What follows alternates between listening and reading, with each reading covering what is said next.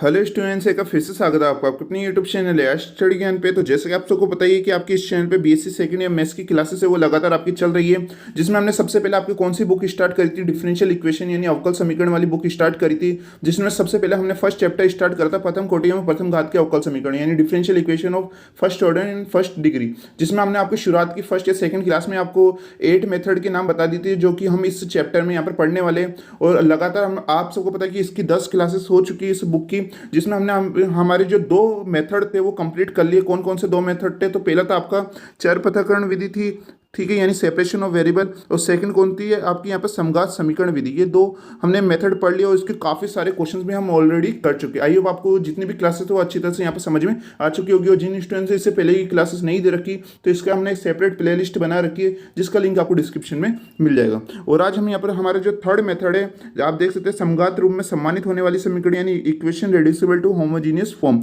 इसको पढ़ने वाले। और ये मेथड भी काफ़ी इंपॉर्टेंट रहता है, इसके क्वेश्चन भी काफ़ी यूनिवर्सिटी एग्जाम में पूछे जाते हैं। तो लगभग आपकी यहाँ पर 3-4 जो क्लासेस होगी वो अब इसी मेथड से रिलेटेड यहाँ पर आपकी होने वाली है।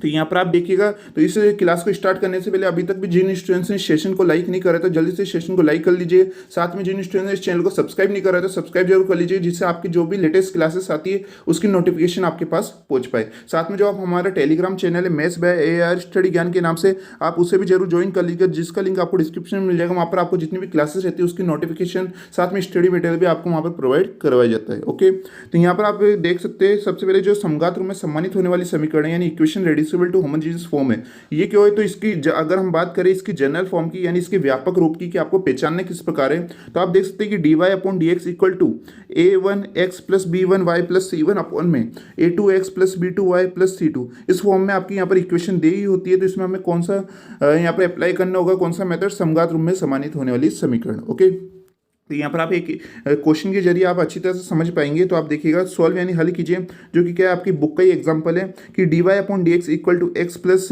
2y-3 और अपॉन में 2x प्लस वाई माइनस 3, यहाँ पर आपकी इक्वेशन दे रखी है। अगर आपने इससे पहले वाला जो मेथड था हमारा समघात समीकरण विधि वाला यानी होमोजीनियस इक्वेशन मेथड वाला, ये बिल्कुल उसी की तरह होने वाला है, बस इसमें थोड़ा सा हमें चेंज करना है। उसके बाद आपका जो पूरा मेथड चलेगा वो समघात समीकरण विधि वाला ही मेथड चलेगा।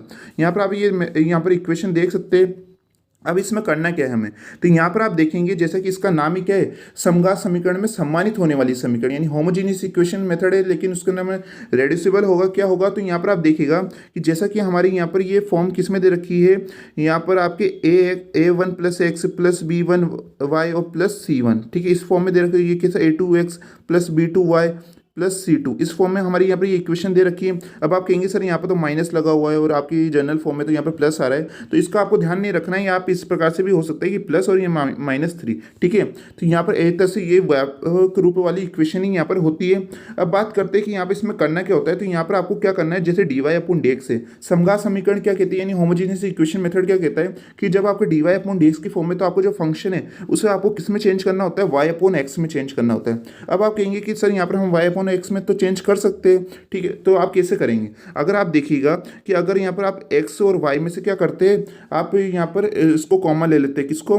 आप x को कॉमन ले लेते हैं, ये y अपॉन एक्स बन जाएगा, ये 1 बन जाएगा। लेकिन आप यहाँ पर देखिएगा क्योंकि आपको यहाँ पर 3 में से भी आपको x को कॉमन लेना पड़ेगा, तो 3 में से x को कॉमन लेंगे तो वो क्या बना देगा? 3 अपॉन एक्स बना देगा। और यहाँ पर भी आप इसमें से भी आपको कॉमन लेना पड़ेगा तो 3 अपॉन एक्स बना देगा। फिर इसका हम क्या करेंगे? इसलिए यहाँ पर इसको थोड़ा सा सम्मानित करना पड़ेगा यानी रेड्यूसिबल करना पड़ेगा। वो कैसे करेंगे आप कि यहाँ पर आपको जो इसका C1 और C2 की वैल्यू यानी ऊपर C1 की वैल्यू होती है, नीचे C2 की वैल्यू होती है, इसको क्या करना पड़ेगा? आपको हटाना पड़ेगा। यानी यहाँ पर आपको -3 और यहाँ पर जो नीचे भी -3 दे रखा है, इसको क्या करना पड़ेगा? आपको हटाना पड़ेगा। और हटाने की जो प्रोसेस रहेगी वही आपका ये मेथड होता है। तो एक बार तो हमें ये पूरा ये -3 को रूल लगा के, हमारे जो ये मेथड का रूल लगा के हमें इससे हटा देना है। उसके बाद जो भी आपकी प्रोसेस होगी, जो भी आपका मेथड होगा, वो आपका जो इससे पहले वाला मेथड पढ़ा था आपने समघात समीकरण विधि यानी होमोजेनियस इक्वेशन मेथड, वैसे ही आपका रूल चलने वाला है। आई होप आपको समझ में आ चुका होगा। अब यहाँ पे इसे सॉल्व करते हैं, उससे आपको और बेटर तरीके से आएगा।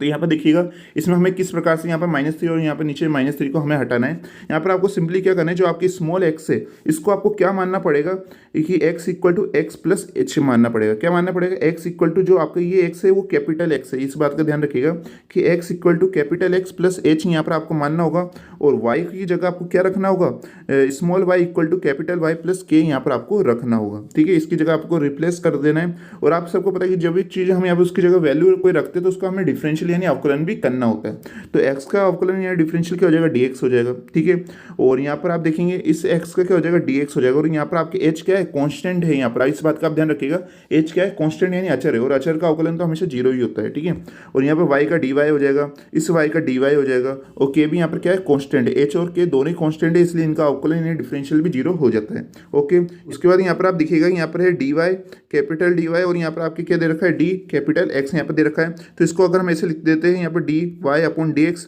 और यहाँ पर भी क्या है, dy अपॉन dx। ठीक है, तो यहाँ पर हम इससे कह सकते हैं कि आप जो स्मॉल dy अपॉन dx है उसकी जगह क्या लिख सकते हैं, d कैपिटल y अपॉन में d कैपिटल x, यहाँ पर आप इसकी जगह लिख सकते हैं। इस रूल से हमें ये पता लग गया। तो यहाँ पर आप देखिएगा इसकी जगह dy अपॉन dx की जगह हम क्या लिख देंगे, d capital y upon d capital x हम यहाँ पर लिख देते हैं। और बात है यहाँ पर x की जगह हमें क्या लिखना होगा, तो x की जगह हमें यहाँ पर कैपिटल x प्लस h यहाँ पर लिखना होगा। यहाँ पर फिर 2 आ जाता है, फिर इसकी जगह y की जगह हमें क्या लिखना है, कैपिटल y प्लस हमें यहाँ पर k लिखना होगा। उसके बाद यहाँ पर -3 यहाँ पर लगा देना है, फिर यहाँ पर 2x की जगह क्या लिख देना है, कैपिटल x प्लस h, और यहाँ पर y की जगह कैपिटल y प्लस k हमें यहाँ पर लिख देना है। फिर आगे से सॉल्व करना होगा। आगे सॉल्व कैसे करेंगे, तो आप देखिएगा कि यहाँ पर है ये x है। ठीक है, उसके बाद में ये 2y, इस 2 को y से मल्टीपल कर देते हैं, x प्लस 2y हम एक साथ यहाँ पर लिख देते हैं। और अब यहाँ पर आपको ब्रैकेट बनाना होगा। ब्रैकेट में क्या क्या आएगी, तो जितनी भी कांस्टेंट वैल्यू है वो सब उसमें हम ब्रैकेट में क्लोज कर देंगे। आप सबको पता है h भी क्या है, कांस्टेंट वैल्यू है, इसे हमने ब्रैकेट में क्लोज कर दिया। फिर 2 कैसे मल्टीप्लाई होएगा, तो क्या आ जाएगा, प्लस 2k आ जाएगा, ये भी कॉन्स्टेंट ऐसे भी लिख दिया। और यहाँ पर जो -3 है तो आपको पता ही है कॉन्स्टेंट वैल्यू, इसको तो हमें हटाना ही है। ठीक है, तो इसको भी हमने इसमें ब्रैकेट में लिख दिया है। अब यहाँ पर अपॉन में देखिएगा ये 2x, इसको हमने एक साथ लिख दिया क्योंकि ये तो वेरिएबल चर है, इसको तो हम एक साथ लिखेंगे। उसके बाद में ये y भी वेरिएबल है तो इसको हम लिख देते हैं। ब्रैकेट में क्या आ जाएगा, आपका कांस्टेंट वैल्यू यानी अचर वैल्यू आ जाएगी। कैसा कि यहाँ पर देखिएगा 2h और यहाँ पर प्लस k और यहाँ पर -3, ये ब्रैकेट में यहाँ पर क्लोज हो जाता है। यहाँ पर आप देख सकते हैं। ओके, उसके बाद यहाँ पर हम नेक्स्ट स्टेप में देखिएगा कि यहाँ पर अब जो h प्लस 2k -3 है इसको हम यहाँ पर नीचे लिख देते हैं इक्वल टू 0, जो कि क्या हो जाती है, हमारी इक्वेशन नंबर 1 हो जाती है। कौन सी इक्वेशन हो जाती है, हमारी इक्वेशन नंबर 1 हो जाती है। उसके बाद यहाँ पर आप देखिएगा यहाँ पर अपॉन में क्या है, 2h प्लस k -3। ठीक है, अब यहाँ पर इसमें हमें क्या करना होगा, इसमें हमें यहाँ पर इक्वेशन नंबर 1 को इक्वेशन नंबर सेकंड जो भी हमारे यहाँ पर आएगी, इक्वेशन नंबर 1 को इक्वेशन नंबर सेकंड में से माइनस कर देना है, जिससे हम क्या h या k दोनों में से एक की वैल्यू निकाल पाए। अगर दोनों में से एक की वैल्यू आ जाएगी तो दोबारा समीकरण में रख के हम दूसरी की वैल्यू निकाल लेंगे। ठीक है, तो अभी हमें यहाँ पर h या k दोनों में से एक की वैल्यू निकालनी है। तो आप क्या करेंगे कि एक को आपको सेम बनाना पड़ेगा। यहाँ पर आप देखिएगा यहाँ पर 2k है तो यहाँ पर आपको इस k को भी क्या बनाना पड़ेगा। अगर 2k बना देते हैं तो आप h की वैल्यू निकाल पाएंगे, और h की वैल्यू को समीकरण नंबर 1 में रख देंगे तो k की वैल्यू आ जाएगी। या आप ऐसे भी कर सकते हैं कि आप इस h को किस में कन्वर्ट कीजिए, आप यहाँ पर 2h में कन्वर्ट कीजिए, यानी 2h यहाँ पर आपको किससे मल्टीपल करना पड़ेगा, इक्वेशन 1 को 2 से मल्टीपल कर दीजिए। या अगर आप k की वैल्यू h की वैल्यू निकालना चाहते हैं तो आप k को यहाँ पर आप क्या कर दीजिए, 2k से मल्टीपल कीजिए। तो हम यहाँ पर क्या करते हैं, यहाँ पर 2k है तो हम इक्वेशन नंबर जो हमारी सेकंड है इसको क्या करते हैं, हम 2 से यहाँ पर मल्टीपल कर देते हैं। तो जैसे यहाँ पर आपकी 2 से मल्टीपल होगी तो क्या बन जाएगा, ये 4h plus 2k -6 equal to 0 बन जाएगा। क्या बन जाएगा, 4h plus 2k -6 equal to 0 यहाँ पर बन जाएगा। ये तो हमारी इक्वेशन नंबर 1 है। और यहाँ पर जो अभी आपके आई ये इक्वेशन, ये क्या हो जाती है, हमारी इक्वेशन नंबर सेकंड हो जाती है। अब आपको क्या करना है कि आपको इक्वेशन नंबर 1 में से इक्वेशन नंबर सेकंड को क्या कर देना है, माइनस कर देना है। यहाँ पर हम करते हैं, यहाँ पर आप देखिएगा यहाँ पर आ जाती है आपकी इक्वेशन नंबर ये 1 है। ओके, और यहाँ नीचे क्या आ जाएगी, इक्वेशन नंबर ये सेकंड यहाँ पर आपकी आ जाती है 4h plus 2k -6 equal to 0। अब आपको इसको क्या करना है, समीकरण नंबर 1 में से सेकंड को माइनस करना है। तो माइनस कैसे होता है, तो आप देखिएगा आप सबको होता है माइनस जब हम करते हैं तो जो नीचे इक्वेशन रहती है उनके साइन क्या हो जाते हैं, चेंज हो जाते हैं। तो यहाँ पर ये प्लस का था, अभी किसका हो गया, माइनस का। ये प्लस का था, अब ये भी किसका हो गया, माइनस का। ये नीचे माइनस का था, अब ये किसका हो गया, प्लस का हो गया। आप सबको अच्छी तरह से पता है कि प्लस में हम माइनस में यहाँ पर हमारे जो नीचे इक्वेशन रहते हैं उसके साइन चेंज हो जाते हैं। अब आप देखिएगा h में से -4h जाएगा तो क्या बचेगा, -3h बनेगा। ये प्लस 2k और ये नीचे -2k, ये एक दूसरे से कट हो जाएगा। इसको काटने के लिए तो हमने उससे 2 से मल्टीपल करा था। ओके, और यहाँ पर -3 प्लस 3 क्या हो जाएगा, +3 इक्वल टू 0 यहाँ पर हो जाता है। अब -3h को उधर भेजेंगे तो 3 इक्वल टू 3h आ जाएगा। और आप यहाँ पर 3 से 3 कट हो जाएगा, h की वैल्यू क्या आ जाएगी आपकी 1 आ जाएगी, यानी h की वैल्यू क्या आ चुकी है हमारी 1 आ चुकी है। अब आपकी जो h की वैल्यू 1 आई है इसको आपको कहाँ रख देना है, इक्वेशन नंबर 1 में रख देना है। जैसे आप इस इक्वेशन में h की वैल्यू रखेंगे तो किसकी वैल्यू आ जाएगी आपकी, यहाँ पर k की वैल्यू आ जाएगी। जैसे कि यहाँ पर आप देखिएगा कि समीकरण नंबर 1 से यानी बाय इक्वेशन फर्स्ट, तो यहाँ पर हमारे h था, वहाँ पर वो इक्वेशन कैसी थी, equation number 1 h plus 2k minus 3 equal to 0, ये इक्वेशन थी। तो हमने h की जगह क्या रख दिया 1, जो अभी हमने निकाला 1 plus 2k minus 3 equal to 0। फिर आप 1 में से माइनस 3 होगा तो क्या आ जाएगा -2 आ जाएगा इक्वल टू 0। फिर -2 इक्वल टू किधर जाएगा तो 2k इक्वल टू 2 आ चुका है, 2 से 2 कट हो जाएगा और k की वैल्यू क्या आ जाएगी 1 आ जाएगी। तो यहाँ पर आप देख सकते हैं यहाँ पर हमारी h की वैल्यू भी क्या आई है 1 आई है और k की वैल्यू भी क्या आई है 1 आई है। अब आपकी जो के की और एच की जो वैल्यू आई है उसको कहाँ रखना होगा, तो यहाँ पर आप देखिएगा हमारे यहाँ पर जो इक्वेशन थी ये वाली इक्वेशन, ठीक है, इस इक्वेशन में हमें यहाँ पर एच और के की वैल्यू रख देना है। ओके, तो यहाँ पर आप देखिएगा d Y upon D x equal to x plus 2y, और वहाँ पर h की जगह हमें 1 रख देना है, फिर प्लस k की जगह भी 1 रख देना -3, और अपॉन में आप वहाँ पर देखेंगे तो यहाँ पर h की जगह ये वैल्यू रख दी, उसकी k की वैल्यू भी रख दी, दोनों की वैल्यू 1 आई तो हमने यहाँ पर रख दी। अब आप देखेंगे कि 1 प्लस 2 यहाँ पर क्या हो जाएगा 3 हो जाएगा, और 3 माइनस 3 क्या हो जाएगा 0, यानी ऊपर तो 0 आ जाता है। और यहाँ पर आप देखेंगे 2 प्लस 1 3 और 3 माइनस 3 की भी क्या हो जाएगा 0 हो जाएगा, यानी ये जो पूरी वैल्यू है वो आपकी 0 हो जाएगी, ये भी पूरी वैल्यू कैसे हो जाएगी 0 यहाँ पर हो जाएगी। तो यहाँ पर आप देखेंगे प्लस की फॉर्म में दे रखा है, तो यहाँ पर आप क्या बचेगा हमारा x प्लस 2y बच जाएगा, और नीचे क्या बच जाएगा 2x प्लस y यहाँ पर आपका बच जाता है। और जो हमने आपको शुरुआत में कहा था कि ये मेथड हम किस लिए लगाते हैं कि जो हमारा अचर वैल्यू होती है, जैसे कि जो भी C1 और C2 की वैल्यू होगी उसको हटाने के लिए हम यहाँ पर ये मेथड अप्लाई करते हैं। और अब आप देख सकते हैं कि ये मेथड है वो यहाँ पर जो हमारा C1 और C2 की वैल्यू है वो यहाँ पर हमारी हट चुकी है। अब इसमें हम आसान तरीके से हम कौन सा मेथड लगा सकते हैं, हमारा होमोजीनियस इक्वेशन मेथड यानी समघात समीकरण विधि, और वो तो आपको अच्छी तरह से आती ही है। अभी यहाँ पर आप देखिएगा, अब इसमें हमें सिंपली क्या करना है, आप अच्छी तरह से जानते हैं कि अब हमें इसमें से दोनों में से क्या करना है, x को कॉमन ले लेना है। जैसे x कॉमन आएगा तो यहाँ पर x की जगह तो 1 बच जाएगा। अब इस y में x दे नहीं रखा, तो आपको पता है कि जब हम y में से x को कॉमन लेते हैं अगर दिया नहीं होता तो वो अपॉन में यहाँ पर आपके आ जाता है, तो अपॉन में x यहाँ पर आपके आ गया है। ओके, उसी प्रकार आप देखिए 2 और प्लस y में से हम क्या करेंगे 2x प्लस y में से हम x को कॉमन लेंगे तो इधर 2 बच जाएगा, y में से x को कॉमन लेंगे तो y अपॉन x बना देगा। और अब आप देख सकते हैं कि जो अगर यहाँ पर हमारे d Y upon D x है तो आपका फंक्शन किस में चेंज हो चुका है, y अपॉन एक्स में चेंज हो चुका है, जिसके लिए तो हमने यहाँ पर इतना सारा मेथड अप्लाई करा। ओके, तो आप देखिएगा कि यहाँ पर अब क्या होगा कि x से x कट जाएगा, क्या बचेगा 1 प्लस 2y अपॉन एक्स, और अपॉन में 2 प्लस वाई अपॉन एक्स बन जाता है। अब आपको अच्छी तरह से आगे की प्रोसेस पता है कि अब हम यहाँ पर y अपॉन एक्स को क्या मानना होता है v मानना होता है। फिर क्या करते हैं कि x को v से मल्टीपल करेंगे तो y equal to v x बन जाएगा। ये ऊपर वाली हमारी इक्वेशन में थर्ड होती है, ये नीचे वाली इक्वेशन में फोर्थ होती है। और अब हमें ये जो इक्वेशन आई है इसका हमें क्या करना होता है एक्स के साथ डिफरेंशियल यानी अवकलन भी करना होता है। y का क्या हो जाएगा d Y upon D x हो जाएगा, इसका वी एक्स का क्या होगा कि v को छोड़ के x के सापेक्ष अवकलन करेंगे तो 1 आ जाएगा, 1 को v से मल्टीपल करेंगे तो v आ जाता है। फिर x को छोड़ के v का करते हैं तो x D we upon D X आ जाते हैं, जो कि क्या हो जाती है हमारी इक्वेशन नंबर 5 हो जाती है। अब आपको सिंपली क्या करना है कि इक्वेशन नंबर 5 और जो 4 आई है इसको कहाँ रख देना, इक्वेशन नंबर 3 में रख देना। कैसे रखेंगे, आप देखिएगा कि D Y upon D x की जगह क्या है v plus x d we upon D x है, इसकी जगह रख देंगे। यहाँ पर जहाँ पर भी y अपॉन एक्स उसकी जगह हम यहाँ पर v यहाँ पर रख देते। तो यहाँ पर आप देखिएगा कि समीकरण नंबर 3 4 व 5 से यानी by equation 3rd 4th and 5th, तो जैसे हमने इक्वेशन में 4th और 5 की वैल्यू कहाँ रख दी 3rd में रख दी, तो क्या आ गई हमारी इक्वेशन कि v plus x d we upon D x equal to 1 plus 2v upon में 2 प्लस v यहाँ पर आपके आ जाता है। फिर क्या होता है आपको अच्छी तरह से पता है कि v उधर जाएगा तो माइनस का v यहाँ पर हो जाएगा। फिर क्या होता है इसका सिंपली एलसीएम लेके सॉल्व कर लेना है, आप ऐसे भी कर सकते हैं कि v को इस 2 प्लस v से मल्टीपल कर दीजिए, तो यहाँ पर माइनस v है वो पहले इससे यहाँ पर आप देखिएगा कि माइनस v है वो पहले 2 से मल्टीपल होगा तो माइनस 2v आ जाएगा, फिर ये माइनस v से मल्टीपल होगा तो माइनस वी स्क्वायर यहाँ पर आपके आ जाता है। ओके, फिर यहाँ पर ये प्लस का 2v और ये माइनस का 2v एक दूसरे से कट हो जाएगा, क्या आ जाएगा x d we upon D x equal to 1 minus v square plus 2v यहाँ पर हमारी नेक्स्ट इक्वेशन आ जाती है, जिसके आप देख सकते हैं कि x plus x d we upon D x equal to 1 minus v square upon में 2 प्लस वी यहाँ पर आ जाता है। फिर क्या होगा आप देखिएगा ऊपर क्या है यहाँ पर डी वी का फंक्शन है यानी v का फंक्शन है, तो इस जगह पे v के फंक्शन आएंगे तो ये 2 प्लस वी है ये ऊपर चल जाएगा आप जैसा कि देख सकते हैं, और ये 1 माइनस वी स्क्वायर ये नीचे आ जाएगा, आप देखिएगा 1 माइनस वी स्क्वायर आ गया। और अब यहाँ पर क्या होगा कि ये डी एक्स है इधर आ जाएगा जैसे कि आप देख सकते हैं, और ये जो x है वो नीचे आ जाएगा तो 1 अपॉन एक्स डी एक्स यहाँ पर आ गया। अब आप देखिएगा कि हमारे यहाँ पर वी के और एक्स के फंक्शन अलग हो चुके हैं। फिर इसका हमें क्या करना होता है, इसका हमें यहाँ पर समाकलन यानी इंटीग्रेशन करना होता है। लेकिन आप देखेंगे यहाँ पर क्या दे रखा है, 2 + v अपॉन में 1 - v स्क्वायर, इसका हम इंटीग्रेशन क्या करें तो इससे थोड़ा सिंपलेस्ट फॉर्म में चेंज करना होगा। उसके लिए आप देखिएगा क्या करेंगे, और यहाँ पर 1 का तो आप अच्छी तरह से जानते हैं, इंटीग्रेशन समाकलन क्या हो जाएगा, log x हो जाएगा।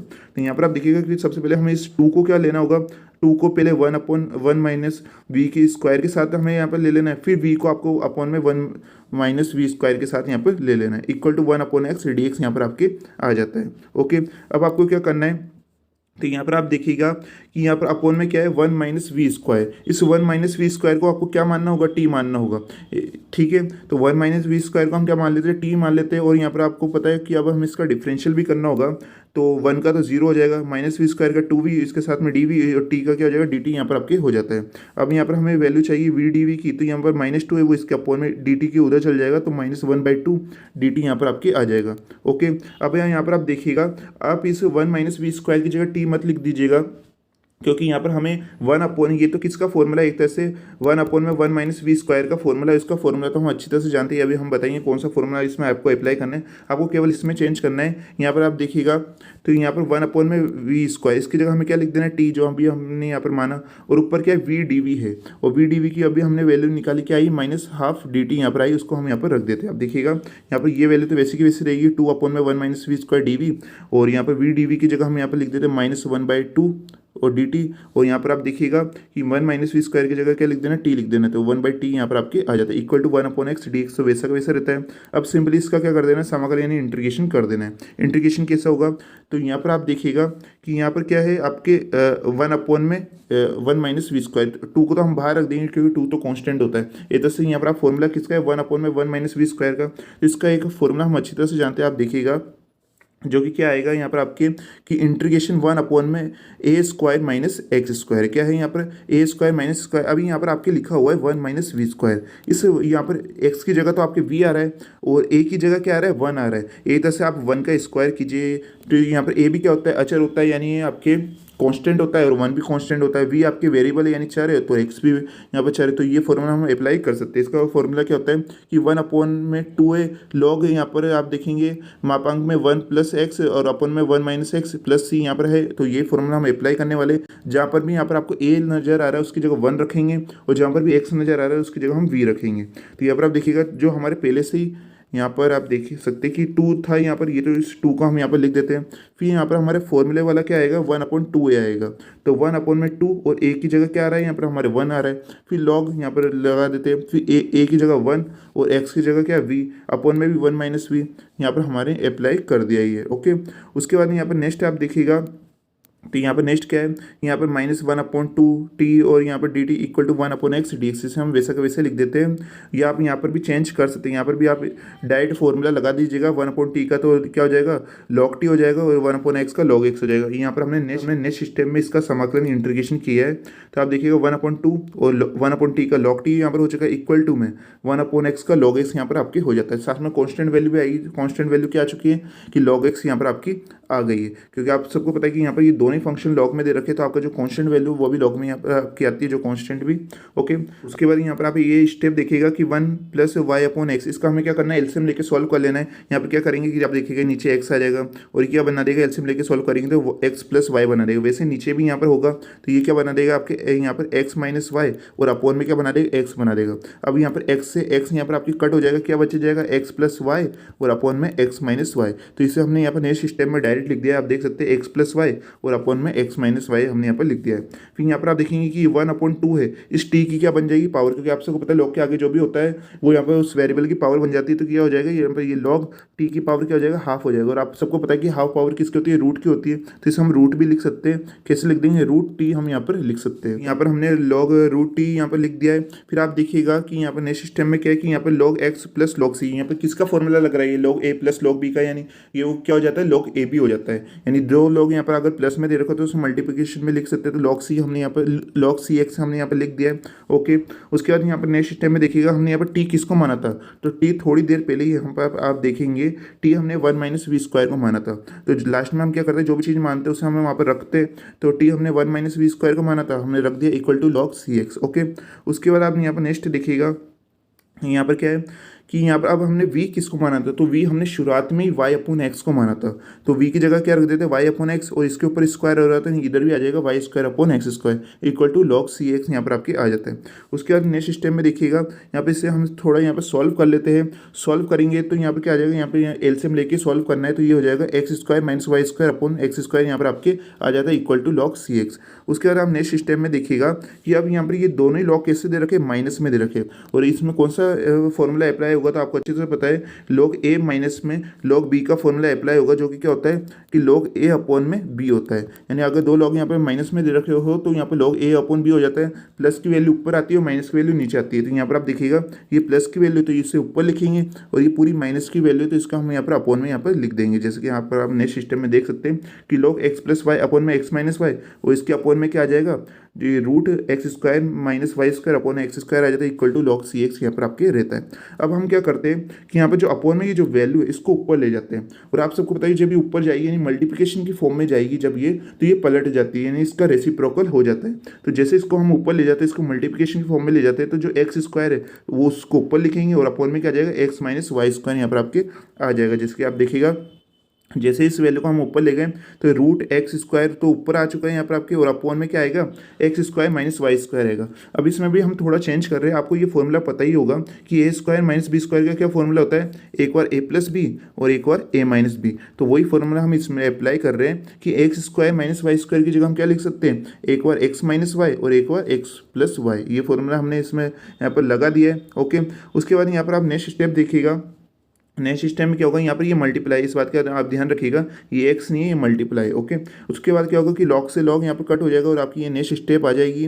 जैसे कि यहाँ पर आप देखिएगा कि एक्स प्लस वाई और अपॉन में एक्स माइनस वाई यहाँ पर आ गया, और अब हम हमने यहाँ पर जो मल्टीप्लिकेशन का साइन है वो हमने यहाँ पर नहीं लगाया, जिससे आप कन्फ्यूजन ना हो कि एक्स कौन सा है और यहाँ पर मल्टीप्लाई क्या है, इसलिए हमने नेक्स्ट सिस्टम में मल्टीप्लाई नहीं लगाया। अब आप देखिएगा यहाँ पर क्या है आपके रूट एक्स स्क्वायर, तो जैसे ये एक्स स्क्वायर रूट के बाहर जाता है तो ये किस में चेंज हो जाएगा, एक्स में चेंज हो जाएगा। आप ऐसे भी कह सकते हैं कि रूट से ये स्क्वायर कट हो जाएगा तो केवल यहाँ पर क्या बचेगा, एक्स यहाँ पर बचेगा।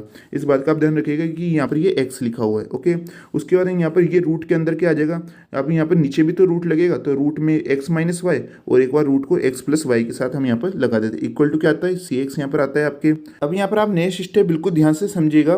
नेक्स्ट स्टेप में हम क्या करेंगे कि जो एक्स प्लस वाई है इसको हम क्या लिख देते हैं, रूट एक्स प्लस वाई लिख देते हैं। क्या लिख देते हैं, रूट एक्स प्लस वाई और एक बार दोबारा रूट एक्स प्लस वाई। आप सबको पता है कि रूट एक्स प्लस वाई से मल्टीपल होगा तो दोबारा एक्स प्लस वाई तो बनाएगा। जिस प्रकार से रूट टू अगर रूट टू से मल्टीपल होता है तो क्या बनाता है, टू ही तो बनाता है, क्योंकि क्या हो जाता है ये रूट टू का होल स्क्वायर, तो होल स्क्वायर से और रूट कट हो जाता है दोबारा टू बना देता है। तो यानी हम टू को क्या लिख सकते हैं, रूट टू और रूट टू लिख सकते हैं। उसी प्रकार हम एक्स प्लस वाई को भी क्या लिख सकते हैं, रूट एक्स प्लस वाई और रूट एक्स प्लस वाई। अब आप कहेंगे सर आपने ऐसा क्यों किया, इसका कारण ये है कि अभी यहाँ पर नीचे क्या लिखा हुआ है, रूट एक्स माइनस वाई और रूट एक्स प्लस वाई। तो हम क्या करेंगे, यहाँ पर एक रूट एक्स प्लस वाई से एक root x plus y cut कर देंगे। क्या बचेगा यहाँ पर, एक तो ये वाला x बच जाएगा आपके, और एक यहाँ पर रूट एक्स प्लस वाई यहाँ पर एक बच जाएगा, जो कि यहाँ पर हम ऊपर लिख देते हैं कि x और रूट में x प्लस वाई यहाँ पर आपके आ जाता है। ओके, आई होप आपको ये समझ में आ चुका होगा। उसके बाद आप नेक्स्ट देखिएगा कि यहाँ पर ये एक रूट एक्स प्लस वाई से, तो यहाँ पर जो एक रूट एक्स प्लस वाई था वो तो कट हो ही गया है। अब यहाँ पर नीचे देखिएगा यहाँ पर x माइनस वाई बचा है और क्या बचा है, रूट एक्स माइनस वाई यहाँ पर आपके बचा है। अब ये जहाँ पर ये रूट एक्स माइनस वाई आ रहा है, एक तरह से हम इसे ऐसे भी लिख सकते हैं एक्स माइनस की पावर हाफ, क्योंकि रूट की पावर क्या होती है, हाफ होती है, आपको अच्छी तरह से पता है। और एक तरफ यहाँ पे ये लिखा हुआ है एक्स माइनस वाई, ठीक है, तो एक्स माइनस वाई और एक्स माइनस वाई। अब इसके एक्स माइनस वाई के ऊपर पावर कितनी है, वन पावर। और आप सबको ये रूल पता ही है कि जब आधार सेम होता है यानी बेस सेम होता है तो उसकी पावर यानी घात कैसे हो जाती, जुड़ जाती। तो दोनों तरफ एक्स माइनस वाई आ रहा है तो इनकी जो पावर है, क्या पावर है इनकी, इसकी वन पावर इसकी हाफ पावर, ये आपकी एड हो जाएगी। तो वन प्लस हाफ क्या हो जाएगा यहाँ पर, 3/2 हो जाएगा। यानी एक्स माइनस वाई की पावर कितनी आ जाएगी, 3/2 यहाँ पर आ जाएगी, जो कि हमने नेक्स्ट स्टेप में लिखा है कि एक्स माइनस वाई की पावर कितनी हो जाती है, 3/2 यहाँ पर आपकी हो जाती है। अब उसके बाद यहाँ पर क्या होगा, तो यहाँ पर हमने शुरुआत में आप सबको पता है कि स्मॉल एक्स को हमने क्या माना था, कैपिटल एक्स प्लस एच माना था। तो अब यहाँ पर हम कैपिटल एक्स की वैल्यू रखना चाहते हैं, तो इसके लिए हम क्या करेंगे, जो हमने यहाँ पर स्मॉल एक्स को कैपिटल एक्स प्लस एच माना था और स्मॉल वाई को हमने क्या माना था, कैपिटल वाई प्लस के माना था। अब यहाँ पर आप देखिएगा कि यहाँ पर एच की वैल्यू क्या है, तो एच की वैल्यू अभी थोड़ी देर पहले तो हमने निकाली थी, एच की वैल्यू क्या आई थी, 1 आई थी, अभी हमने निकाल के बताई थी। जब समीकरण नंबर 1 को 2 में से माइनस करा था तो हमारी एच की वैल्यू आई थी, फिर उस एच की वैल्यू को समीकरण नंबर 1 में रखा था तो हमने क्या आई थी, हमारी के की वैल्यू आई थी, तो के की वैल्यू भी कितनी निकल के आई थी, 1 आई थी। तो हम क्या करते हैं, यहाँ पर एच की वैल्यू रख देते हैं 1, ये आ जाती है, और के की वैल्यू भी रख देते हैं, यहाँ पर ये 1 आ जाती है, जैसे कि आप देख सकते हैं। तो ये क्या हो गया कि small x equal to capital x plus 1, और ये हो चुका है यहाँ पर कि small y equal to capital y plus 1 यहाँ पर आपके आ जाता है। तो अब यहाँ पर हमें कैपिटल एक्स की वैल्यू निकालनी थी, इसके लिए हम क्या करते हैं कि यहाँ पर जो हमारी 1 की वैल्यू है तो इस 1 को कहाँ ले जाते हैं हम, इक्वल टू के इधर यहाँ पर ले जाते हैं, उसी प्रकार हम इस 1 को भी कहाँ ले जाते हैं, इक्वल टू के इधर ले जाते हैं, तो ये माइनस का यहाँ पर हो जाएगा। क्या हो जाएगा यहाँ पर आपकी ये small X minus 1 equal to capital X और small Y minus 1 equal to capital Y यहाँ पर आ जाता है। तो अब हम क्या करेंगे कि जो आपकी कैपिटल एक्स और वाई की वैल्यू आएगी इसको हम यहाँ पर रख देंगे ऊपर वाली इक्वेशन में। तो जैसे हम ऊपर इक्वेशन में रखेंगे तो क्या आएगा, कैपिटल एक्स की जगह एक्स माइनस 1 आ जाता है, यहाँ पर भी कैपिटल एक्स की जगह स्मॉल एक्स माइनस 1 और कैपिटल वाई की जगह स्मॉल वाई माइनस 1 आ गया। उसी प्रकार यहाँ पर भी एक्स और वाई की वैल्यू आ गई है, और यहाँ पर भी एक्स कैपिटल एक्स था तो उसकी जगह एक्स माइनस 1 यहाँ पर आपके आ जाता है।